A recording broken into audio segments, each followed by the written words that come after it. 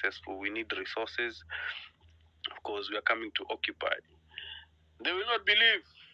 Japonji, are you there? Hello, can you hear me? Yes, loud and clear. Go ahead. Okay, my name is. Thanks, Cyprian and the co-host for this space. Okay, personally, I represent the diaspora in the UAE, and some of us have no idea where we should be channeling our funds. There is no direct line or something like that. And also, a few observations we'd like to make is there is this fear of when someone gets arrested or someone gets kidnapped, as they do. What happens next? I've seen a lot of accounts and people losing their mobile numbers and their accounts. So we are the Gen Zs. We should be ahead of tech and everything. We should. I feel like we should know exactly what to do in case someone is kidnapped in terms of securing the account.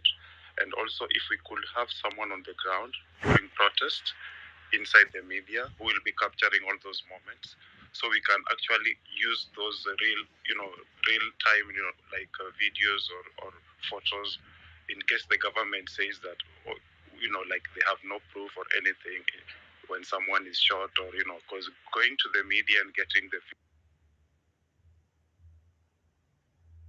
we just to be because when we speak here, a lot of people from the undercover cops are just listening.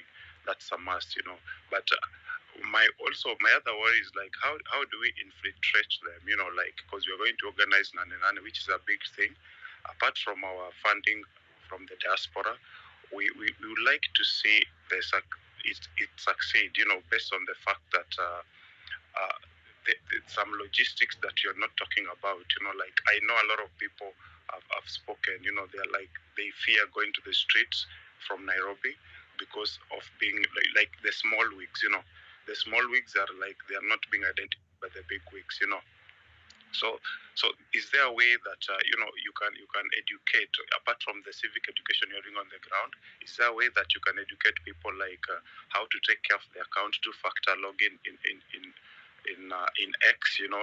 What to do in case you are arrested? Because this is a vague point that is not being talked about more. For example, you're arrested by the police.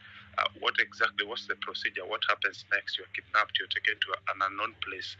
They take your phone, which they have often done, and they don't give back the phone normally, and you need to go back to your account and mobilize.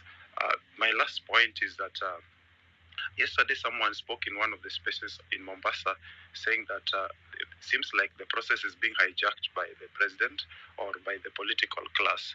And how do we counter that? Is there a way we can counter that so that we after they leave their rally, we can speak behind and inform them of what's being said as not true? Is there a way we can come up with videos, something viral, to counter on what they are saying, because we are losing a lot of people in Mombasa, technically speaking. So I think that's all for me now, and thank you once again for the space. Kudos, Nane Nane. Thank you so much, Ja. On your latter point, there's been a lot of fact checking going on the timeline, especially every speech Ruto has been giving, especially in Mombasa, and even the Mombasa speakers have said they're still for Nane Nane, they're still Ruto must go. Most of these projects Ruto is launching, he is relaunching. Imagine last year alienda huko ka launch. They have done nothing new in the county. They have just come to relaunch, and they are buying hired crowds. The crowd has not changed.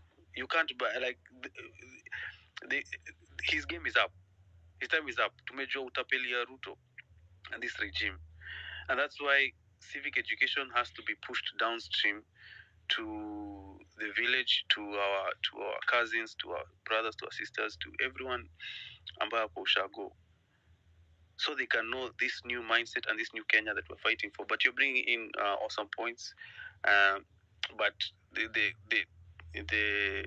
fourth estate media of the day have been muzzled. They have been muzzled, and some of them are just speaking the government's talking points. They literally depend on the government for a lot of this advertising money that they get. And that's why bloggers like Cyprian Nyakundi have been doing the Lord's work. And we have to give him his flowers in terms of whistleblowing and just showing the rot in this system that's going on.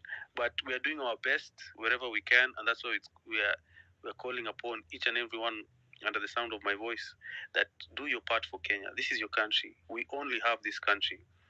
Hakuna mali ya kuenda. Kenya has to be up in the top, in the table of nations. We are very wealthy, and this manufactured poverty ends on nane nane. Wallahi, it ends on nane nane. She's a Kenyan. Are you a Kenyan? Karibu kwenye mic. She's a Kenyan.